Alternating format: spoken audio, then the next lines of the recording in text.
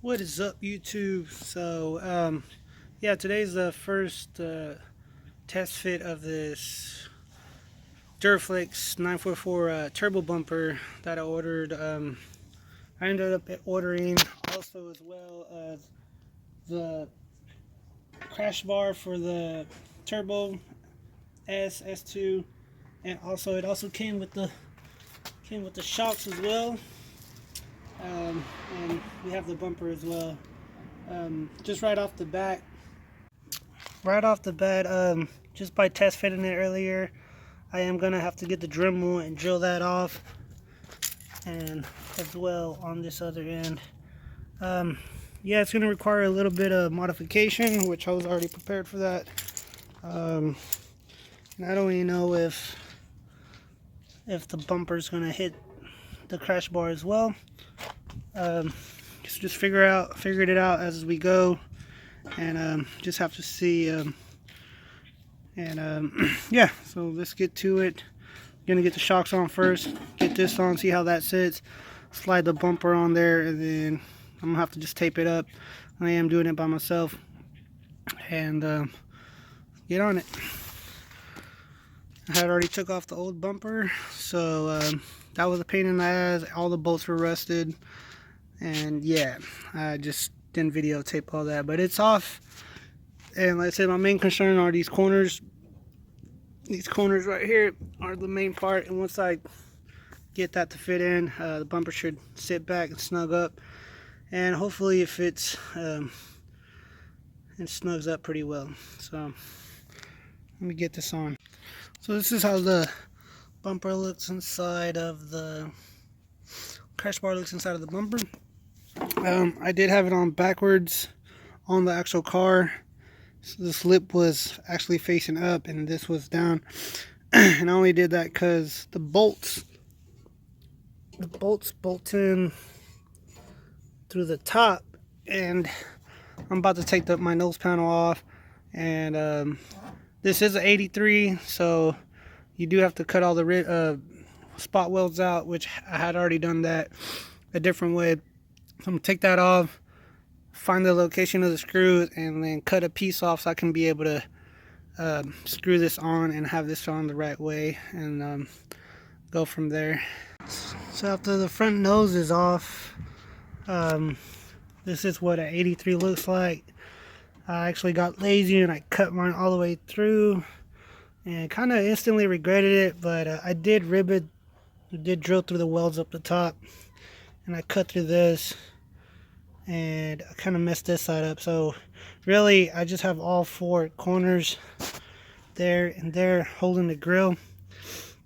Yeah, just no turning back now. But anyways, this is what a 83 looks like under. I'm gonna go ahead and take all this, and with the grill holes that I made, all that air should go through here, go through the intercooler, radiator, once I get rid of all this. But yeah, let me get all that off and get it all back on. So yeah, now we're just gonna cut a little bit of this off on both sides, so I'll be able to put the screws in through the top. And yeah, and I have another video where I'm gonna delete all this. This is off of 83, so the panel doesn't just come off. It's really a pain in the ass. But yeah, let's get that off. Alright, so I did cut these out so I can get the bolts in there, but I'm already having a problem trying to get the bumper to sit. So before it's still set, I had a big gap, kind of like that. It's kind of half-ass screwed on. So what I've read on online that most people are having to do is, even though they buy the bumper, any type of fiberglass bumper, they're having to cut the support bar that I got. They're having to cut a lot of it off. What I ended up doing is I just ended up drilling a hole in the shock to release all the pressure out, and so I can be able to adjust it. And then once I get it where I want to, eventually I'll get it welded, get those shocks welded. But I already did this side, so if I really just put this side on, it's already pressed in, it's already kind of drilled. But just by pushing drilling the shock out and letting all the pressure out, the support bar was able to go further back towards the back of the car. Yeah, so I'll just have to come back and then Dremel that and take care of that. But if you look at the other side, it's just way out. So I'm about to take this shock off, drill it as well, and get this pressed in. And once I get it lined up to kind of where I want it to, we'll start working on getting this shaped up. So I would record it, but it's a mess. As soon as it started, the pressure started coming out of it, I kind of just ran off and let it be. But it's looking a little better. So let me get this done and go on to the next step. So there we have it. It is sitting a little bit more further back than it was earlier. So once I put the bumper on, I'll be able to put it on and I can just shove it back since the shocks are drilled out. And then, like I said, eventually I'll just have to get those shocks welded and just hope nobody hits me for the front. Yeah. So another problem I'm into, I do have that shoved all the way back. Just seems like it's hidden here in the center. I'm gonna cut a little bit of this out. Hopefully that helps, and I can just let this sit inside the bumper. So the mirrors are done. They've been on for actually a couple weeks. I'm just trying to finish this video. Really having no problem with them. As long as you keep them nice and tight. It does take more than a few times to adjust them, but they're pretty steady.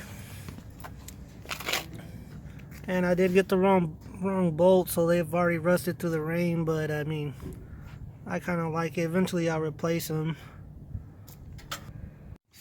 So now to get the signal lights in there properly, I've already cut these plastic tabs that stick out. And they were hitting the back of this, and I ended up putting 3 mil connectors so I can plug it in right into my factory line. And I've already marked them with toothpaste and ended up drilling them out. The only thing is it still doesn't sit all the way back like it should, because it's still hitting back there. What we're gonna do is we're gonna grind all this, cut this little piece out, and hopefully it'll sit back where it's supposed to, and it'll line up with the holes. There you have it. And it's all the way. And you can see where I cut those plastic things, the tabs, where they would have been hidden at. So you gotta cut all those all the way off. Cut a little bit more.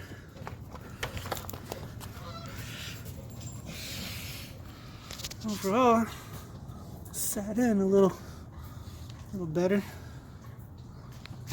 This is just here temporary, so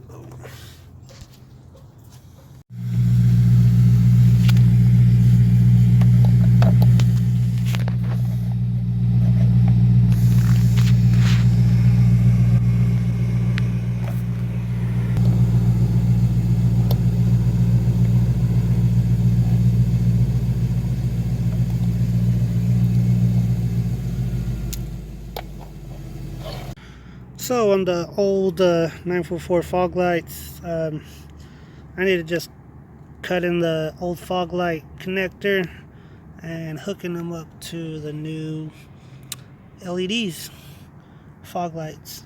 And for some reason on the Porsches, the brown is your ground and then the opposite is usually your power. So in this case, brown being black and then red being the black on the connector, and that should give us lighting. Let me drill these holes, this hole, and mark the where the light's gonna sit and get to the next part. So there you have it. Got the hole for the fog and the hole to feed the line. And these are the wires for the fogs. Got your brown for your ground and white for your power. Let me get all this hooked up and see how it looks. So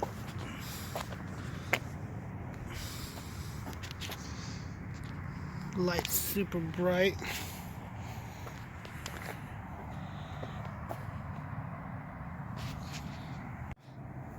So I'll eventually make a cover for this.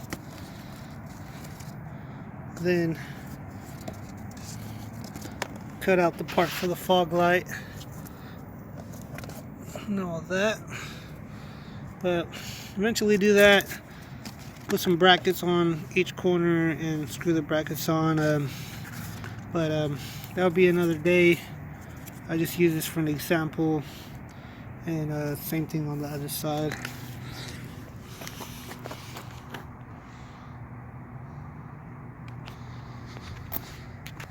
Got them pointing more towards the ground now.